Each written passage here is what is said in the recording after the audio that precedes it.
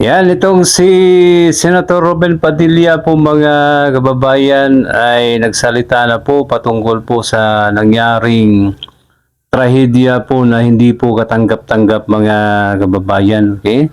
At ang tinurong dahilan po nito ay itong batas ni Kiko Pangilinan na masasabi po nating walang kwenta at nagamit talaga sa karahasan mga kababayan. Okay? Kaya ang sabi po nila, si Kiko Pangilinan ang pinakabubong abogado sa balat ng lupa mga kababayan. Okay? Ito po, pakinggan po natin ang kanyang kasama ngayon sa Senado na talagang mainit at maalab na tumutulig sa kay Kiko Pangilinan mga kababayan dati, pero ngayon nag-iba na po ng ihip ang hangin mga kababayan. Ito po, pakinggan po natin si Ben Daloh. Si Kiko na yata ang pinakabubong abogado sa balat ng lupa. Ay bakit? Ay dahil dito sa kanyang panukalang batas na Juvenile Justice Act na ngayon ay isang batas na. Ha? Itong batas na ito walang silbi. Hindi yung nakakatulong Nakakatulong ito sa mga sindikato dahil nagagamit ng mga sindikato ang mga bata. Nakakatulong din ito sa mga bata na may mga criminal instinct. 15 anyos, wala pang alam. Siguro ikaw, Pangilinan, wala ka pang isip nung 15 anyos kang hinayupak ka. Kaya napag-isipan mo nga 15 anyos hindi pa pwedeng ikulong. Kalukan! Di nakalagay sa batas mo. Ibibigay, maski na ng rape siya. Maski na huli-huli na ng pulis na ginahasa niya yung isang bata. O pumatay siya, murder. Walang magawa ang otoridad kundi isurrender muli sa kanyang mga magulang kung siya ay 15 anyos parubaba. Hindi nakalagay dito ikulong sa DSWD. Ang nakalagay, isoli ka agad sa magulang. Kaya, ob-ob ka. Kiko Pangilinan. Konsumisyon itong aabutin natin. Yan, isa kang ob-ob, Kiko Pangilinan. Bubo kang abogado. Yan ang pahayag ni Ben Daloh na ngayon kasama mo ngayon. Ang problema lang, kung dati ay tinutuligsan itong si Ben Daloh mga kababayan, ito si Kiko Pangilinan, ngayon hindi na po.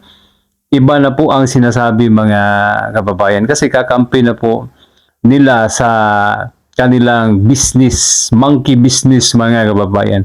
Ito po, share ko lang po sa inyo ang naging pahayag ni Ben Daloh Erwin Tulfo mga kababayan galing po sa kanyang Facebook post.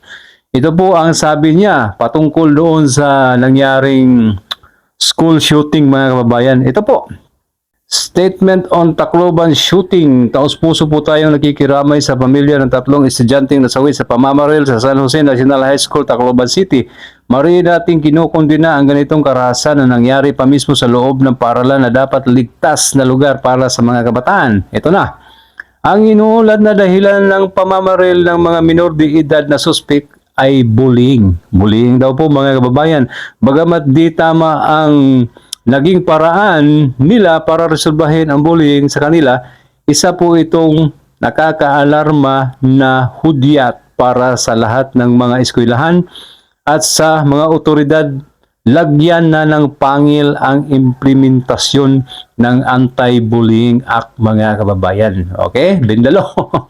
Wala ka nang binanggit dito kaugnay sa batas na ginawa ni Kiko Kiko Pangilinan. Okay?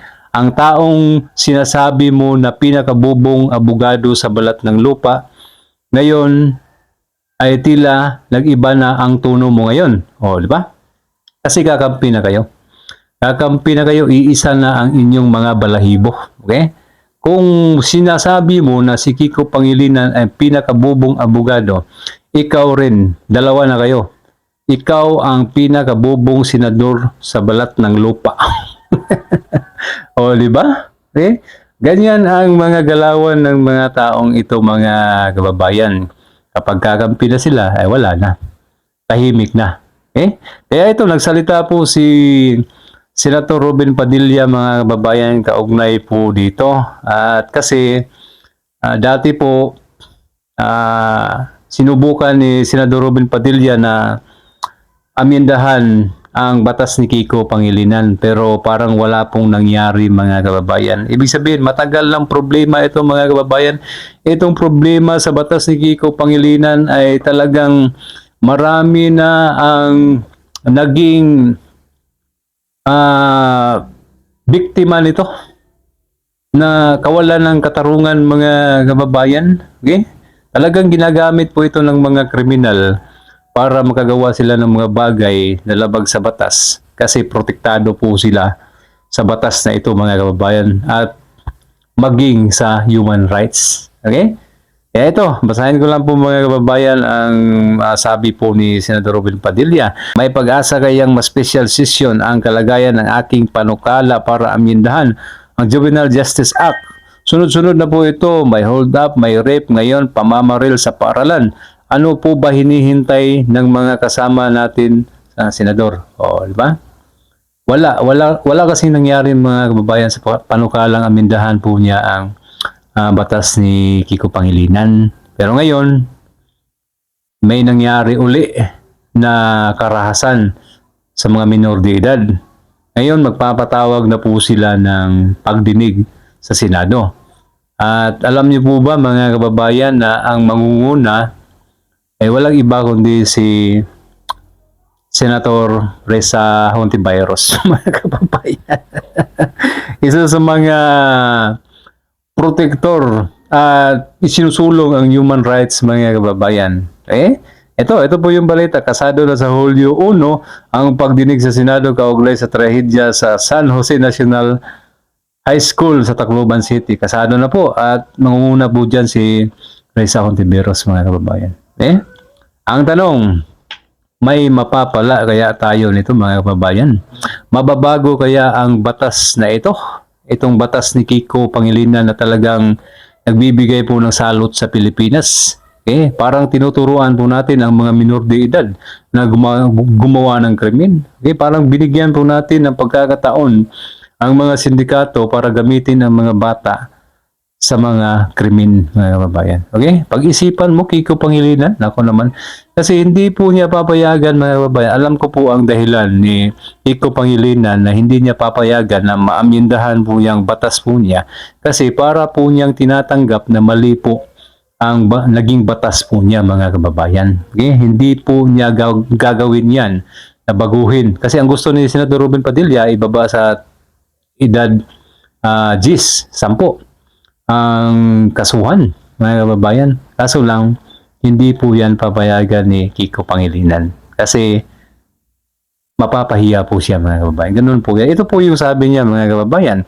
Hindi tama na hindi mapanagot ang minor de edad na nagkasala. Hindi daw tama na hindi mapanagot. Ang problema lang po Senador Kiko Pangilinan, anong klaseng pananagutan ang ipapataw ninyo sa nagkasala na minor de edad?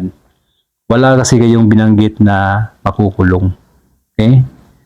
At sa tingin ko ay hindi po talaga yan makukulong mga kababayan. Hindi po yan ipapakulong. Hindi po yan kakasuhan ng kriminal. Ganun po yan. Kaya ikaw Kiko Pangilinan, sangayon ako sa sinabi ni Bindalo na ikaw talaga ay talagang pinakabubong senador, pinakabubong abogado sa balat ng lupa. Ngayon, senador ka na, dalawa na kayo ni Bindalo, ay sarap talaga pag-uuntugin yung ulo nyo. Sana ay sa mabilis na panahon ay mawala kayo dyan sa Senado. Talagang problema lang ang inyong hatid. Yung hatid na dalawa. Sana ay umalis na kayo dyan para magkaroon ng kapayapaan ang Pilipinas. Hanggat nandyan kayo, wala. Puro kayo kalokohan.